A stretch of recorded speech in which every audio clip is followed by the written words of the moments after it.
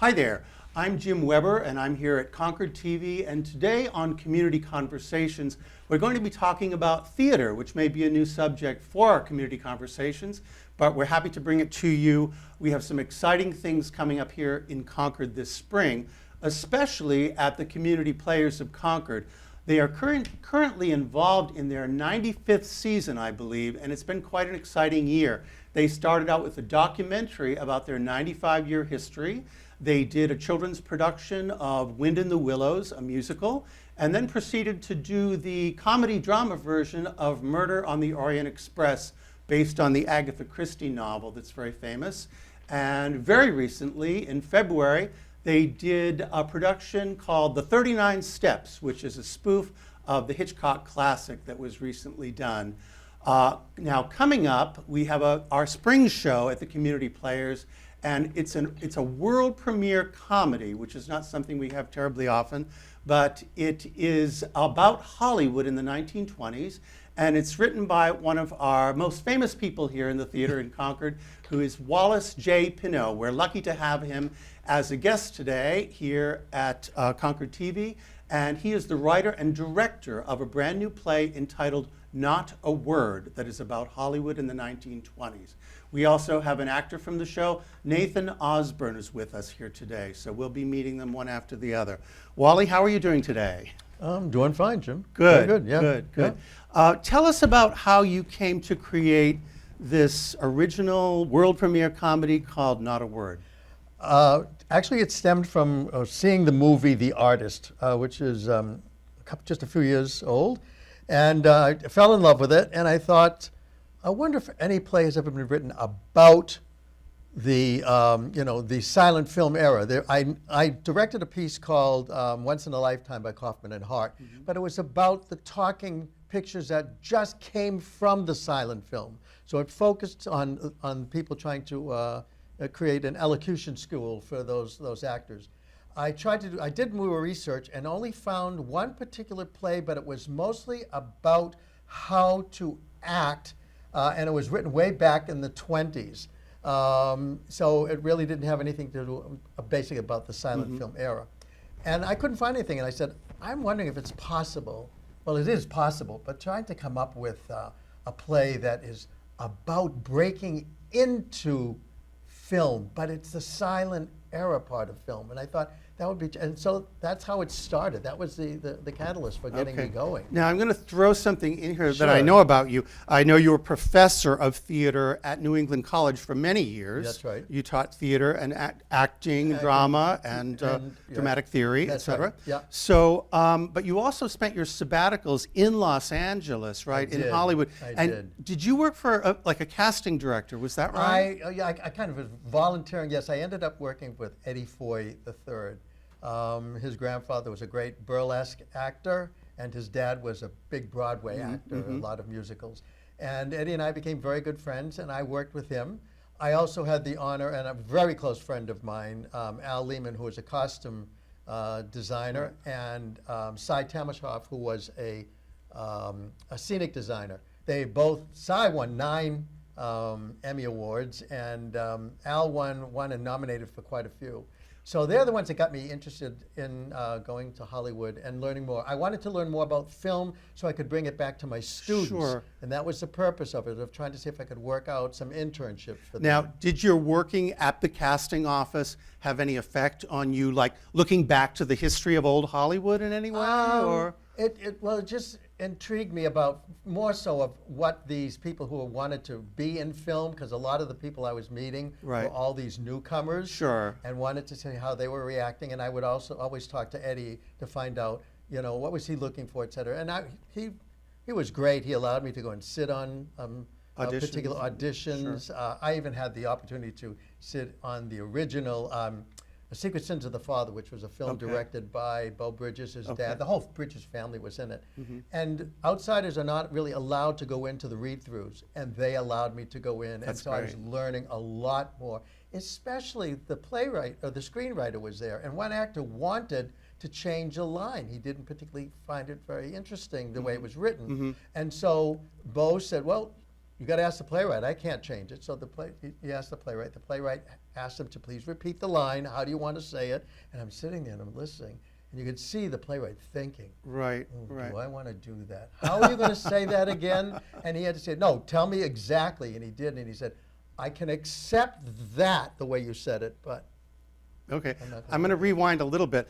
Going back to newcomers coming into film and also in theater, I think let's have a minute with Nathan here, because Nathan actually plays, if I'm not mistaken, someone who is like a newcomer to the film business in the play. Is that right? Yeah. So he is a writer, and he's wanting to write for films, but it's the 1920s, so there's no sound. Right. So everyone's sort of going, you're a writer, but they don't say anything. Right. So what exactly do you want to write? And so it's sort of him struggling to find a place for himself in this business as a writer when ostensibly there's nothing to write, but he's trying to find, well, the actors they're saying something. Yes, yeah. So maybe I can improve on whatever it is they are saying, and there's captions. Right. You know, in the old silent movies, there was captions, so he could write the captions, or even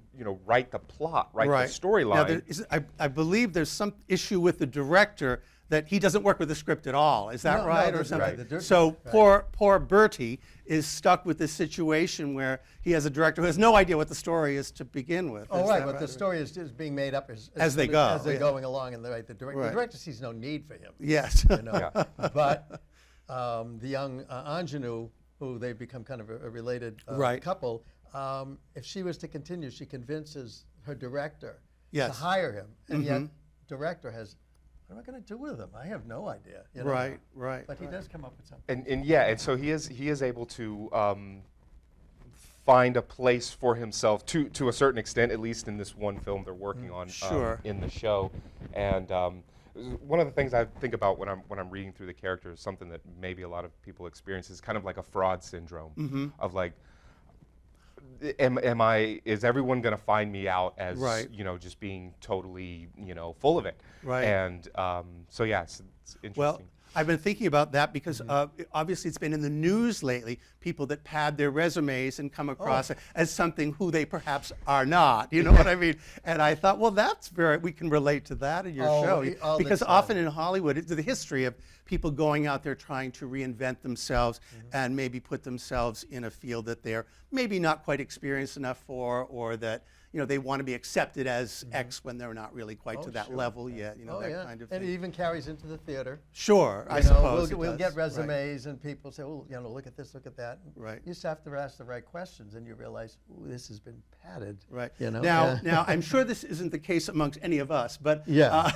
but while you've been with the Players for probably since 1975, that's is that right? Yeah. When you came in and you were in 1776. Correct. And then you directed The Miracle Worker shortly thereafter. First, that's right. Yeah. So, Nathan, when did you join the Players? So I am new to the Players. I joined in the fall of last year. Right. I played Colonel Arbuthnot in Murder on the Orient Express. I hadn't done anything on the stage for about 7 years prior to that, and so it was my first audition, first show, thrust back into it, and so it was exciting. But before that, I hadn't done anything since the years after college. I see. So but you had an enjoyable experience, I hope. Yes, it went was. well. It was wonderful. Yeah, it was quite a production. The theater was beautiful. The set was beautiful, and we're going to have a beautiful set this time too. Great, it's really come together. Terrific. We'll get to that in a moment.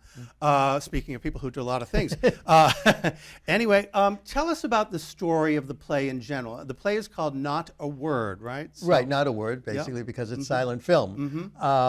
It takes place in a boarding house that caters to individuals, young men and women or older men and women who are interested in working on film. And so we actually see a number of people coming together at the first act of those who want to be involved in the film world, which they are embarking upon something that just may not be, suited for them. But it's fun because we meet them there. There are also a couple of people who who live there that are just boarders, and one of them does have a part-time role, basically in film, Right. being a makeup artist. Right. So we're introduced with these newcomers who desperately want to be so involved in it. They have all fallen in love with Mary Pickford and the poor little rich girl, and they just marvel over her and marvel over the whole artwork of film. They just love the artistry of it, and so they want to come together. And then it's the second act that we meet other characters who are part of this film that really have no clue what they're doing because there's no script. So this is the film that's being made is kind of a fly-by-night type production. Absolutely. Okay, They yeah. use the hotel, the boarding houses, because the young ingenue says to the director, who needs this very large room to look like an embassy, and Right. he has nothing, and she convinces him about this place. So he brings his troupe, and they use the boarding house to film As the background. As the background, right? Sure, yeah. And that's where pandemonium all starts to happen. Yes, yeah. Yeah. Now I have to say, I really enjoyed reading the play because, and it's funny that you mentioned Once in a Lifetime. Not that it's anything like that, because it's not. No, nothing like but that. it had almost the style of a Kaufman and Hart in that at the beginning you're introduced in kind of a very warm-hearted and friendly, it's not really, it's a little bit gentle, relaxed, and but it's an amusing way that you're introduced to all these different types of people. And as good playwriting was, as Kaufman said, Act 1 is you get your man up the tree. Act 2, you throw stones at him. That kind of thing. And your Act 2 is the same way. Except the unusual thing about this play, and kind of like Kaufman and Hart, I suppose, is that there are many different characters, and there's not really like one leading character. No. The focus tends to shift quite evenly around between the different characters, so your character gets as much stage time as really anyone else, almost. They kind of tend to tend to jump around. Right. The first act focuses like on Bertie, on Miriam, Yep. and the other few people. The people that live in the that live boarding in the house. Right. And then when second act comes on, those actors really take a back seat for a while, and Right. it's all the crew and the director and yes. his actors Yes. come in and create chaos, but they're the ones who focus on the part of second act. Then it's the second basically major scene of the second act that they all basically come and share Yes. something similar. Right. And I think what's great about it is it's not just the pandemonium of inexperienced people trying to make a film. Right. You also get to there are some cracks in the thing, and the personalities of who these people really are comes out later on in the play. Right. And then there's even a few more twists as we go on. As we go on, yeah. So it ends up being a very satisfying package overall, I thought. Yeah, much like an old-fashioned, well-written play. Right, and I I didn't want the audience to walk away just thinking, oh, this is silly, et cetera, because towards the end you find out who these people really are, and we've been laughing at them and with them, and then all of a sudden you realize, oh, what a sad situation this is, and you're kind of listening to them, and they become real. All of a sudden, the audience says, these are real people. And I think that you have to give these people their due who have left their hometowns or wherever they were, or secure jobs, and have gone out there and really thrown everything on the gambling table. Absolutely. What's great about the plot, I think, is it ends up being an all-or-one gamble for everybody. For everybody involved. That's you know right. what I mean? Yeah. They each have their dreams, but they're all gambling on this together. They are. And that really creates a bit of, an interesting tension, and there are some switches. Anyway, but it makes it very enjoyable and satisfying overall as you're watching it and reading it anyway. And it's silly and fun, but it is very touching in the end. It's very touching, and not to give anything away, but one of the greatest endings of a show that I've ever read. Really? The surprise ending. There is a surprise ending, I'll say, and it really is a surprise. Yeah. It's really kind of amazing. Let's talk about some different actors that are in the play, and we can pop in some pictures of. I believe you have Anne Oreo, who is playing the. She plays Claire Fortuna, who is the makeup artist and also part-time palm reader, which Los Angeles has on every other corner. They do. Yeah. People wondering what's happening to my career. What's this about me? Yeah. And as the director, Kai. Sorry. The first time I've worked Sorry. with him, right? Yep. Yes, and when he auditioned, great audition, and he said, I love to do accents. Yeah. And I said, oh, well, it was very obvious. So yes, Yes. he plays the director, Right. Otto Deutschmann, Deutschmann, who yep. is fallen and kind of admired Erich von Stroheim, the old Austrian Yes, director. right. So he tries to emulate him. The right? first husband of Norma Desmond, right? That's right. He, the actor, speaks 13 languages, so he's good. He's good at accents. Does he really? He does. Really? Oh, I didn't Oh, know my that. goodness. I had That's no amazing. idea. That's amazing. Oh my God. Yep. And let's see, you have Eric Hodges, Oh, who's a he's veteran community player. He's been with the Players Since even he was a longer child. than he was a kid. Since he was Absolutely. like 9 or 10. Yes, so right. he's been in probably early 1960s. And he plays the Colonel. He plays the Colonel. Right. He's got some great facial expression. I've worked with Eric a number of times, and he's just a delight. And he just to happens to, work the with. character happens to live at the He boarding lives. house, He's right? the Colonel. He Yeah. has nothing to do with With the film. movie world, He's right, the only okay. one that has nothing to do Right. with film. Even Florence, who runs it, her husband ran away with a starlet. So she has contact and she runs it, so she knows a lot of these type of people. Right. But the Colonel, he's in his own. Yeah, but his also own to a world. degree, Florence, played by Cindy Dickinson, right. She runs the boarding house. She right? runs It's the her- house, it's her and boarding that's the house, yeah. connection that she has because Right. she did a backstory which was absolutely wonderful. We used to call them fictional worlds, Right. where she and her husband owned this place, and when he ran away with a starlet, she was left with the house, and she said, that's what she opened it up, and because film was such a, really up and coming then, that she decided this may be a way of making money. So she surviving. opened it up, right? So she opened Exactly. it up for all these newcomers. Right, and as she got older, the roles She's things right weren't there. coming, and Yeah. that makes sense. Yeah. Let's see, and when the film director comes in, Otto comes in, he brings in with him. Let's see, who is the character? Well, is he brings Eddie. Eddie. Now Eddie is a vision impaired. A vision impaired. cameraman. That's Is that right. Okay, You yes. find out, why he hired him. Right. Because people say, I don't understand. Well, you'll find that out. Right. But and yes, he's being played by Seth Bunk. Seth is Bunk, that, okay, right? yeah. And that's right. He's visually impaired. Right. He can move around. As he says, I'm not blind. He can actually do things, but his eye focus is just a little off. So when it comes to aiming the camera, he's a bit challenged. He's a little off, right? So the director, Otto, has to periodically push the camera into the right direction. Right. And then he also brings a has-been of a horrible actor, an Italian, all right, the Lorenzo Donaprimi. Right. He brings him in, he meets him, and you'll find out where he meets him, but he uses him as one of his leading men. Right. Right. So you get to find out more about this Italian actor. And that's played by Dana Sakos, right? And Valerie Kerr plays a She script plays assistant, Bertha Blankmine. Bertha Blankmine. Right. She is, in a way, it was my mom who sort of. My mom had a job as a secretary in a shoe factory, and just the normal thing, she really loved stay-home mom, but she had to work, and. So the normal things of just would go in and do her typing and do what she had to do, and that was her life, and that's why I made Bertha. And Bertha's one of the ones who takes one of the biggest steps of just giving up everything of just a simple life and she becomes a script girl because she realized that I can take notes, et cetera, in dictation. Yeah, they always need someone. To Right. help So out. and Valerie Kerr is playing her, and she's. At times she just sends me over the edge too because of the way I just hear my mom saying some of these lines. So and she doesn't even know it, but I hear my mother at that. And as your love interest is the young girl who starts the play in action, the girl who comes to Hollywood is Miriam. Miriam Van Hyberhauser. Right. Certainly not a name that you could put on the marquee. No.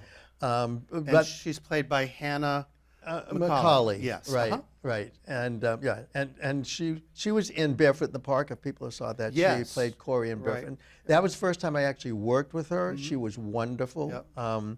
And she's just got I just love her smile and everything. She's just so good. She's so energetic. Well, in this, I was just saying so before energetic. the camera came on, I was so amazed that I thought it was really neat that you cast actors such as Nathan and Hannah, who are a little bit older than the characters they play, but they're really good at commenting on those characters. Whereas someone who is very young probably could not. No, because you know what I mean? I'm sure they've experienced these moments. We were taking pictures the other night, and these two, I'll show it on the screen, they were making the greatest faces with each other. It was like adorable. It was so cute. So anyway, that's what we're trying to get out for coming through, where we're starting to, with the blocking, and right. Nathan started to make some comments. I said, yes, and Hannah, I said, that's what, because Cindy Dickinson, who plays Florence, that's what she's looking for, because she recognizes this relationship that's beginning to build. Yes. And she sees that, and she's kind of figured, I can play a part in getting them together. Right. And so what they're doing together is really, it's magical. So all of these roles keep developing, just in piece they by keep piece laying by piece it, goes on. It must have been very fun to write.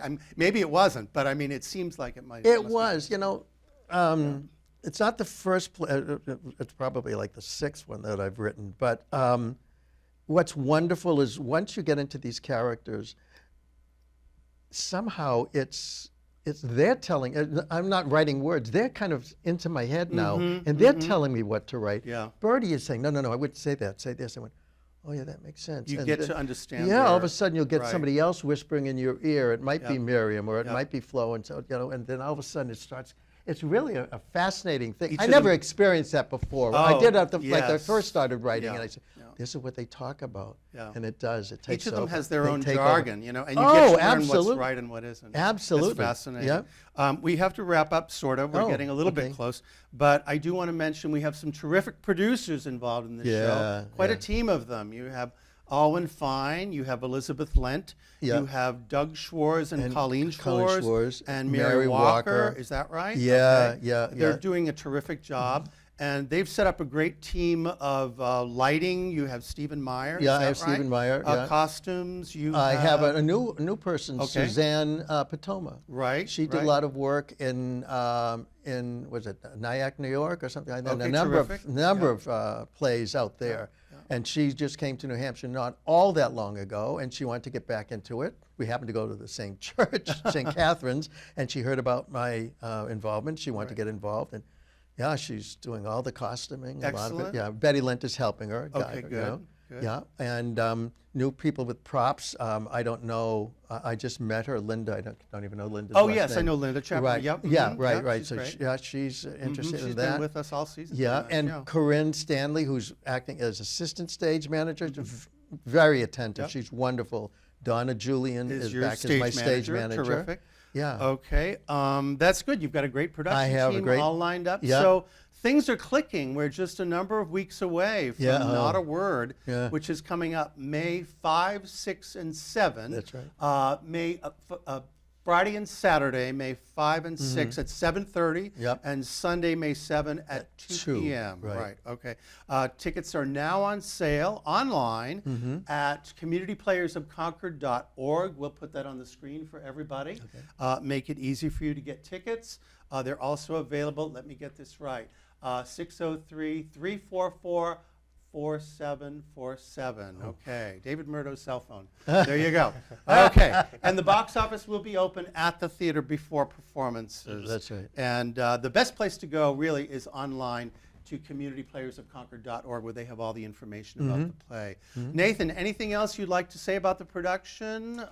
It's been so wonderful working with Wally. I didn't know his background. I mean, I have a background in theater. I studied theater. Yes. But I didn't know that he was a professor. I mean, it really shows. Just we're in the process of kind of the early stages, blocking and things right now, and it's just been a beautiful process, and it's taken me back to my college days. So it's been really nice. If anyone knows the whole game, it's this one. Now, speaking of that, in addition to all of these things, writing, directing, you also designed the set and are building it. Is that right? That's right. Yeah. So we have another beautiful, two-story Wally Pineault set on the stage of Concord City Auditorium with the play, the new comedy, the world premiere. We can say world premiere. That's a movie term. It is. For this show. And we hope people will come and check it out in May 5, 6, and 7 at the City Auditorium, wrapping up the Players' 95th season. That's right, Thank yeah. you very much, guys. We really appreciate you Oh, having here. thank you on very much Community for having us. Conversations. Yeah, Okay, it was great, take care. Jim. Bye-bye. Thanks a lot. Yep.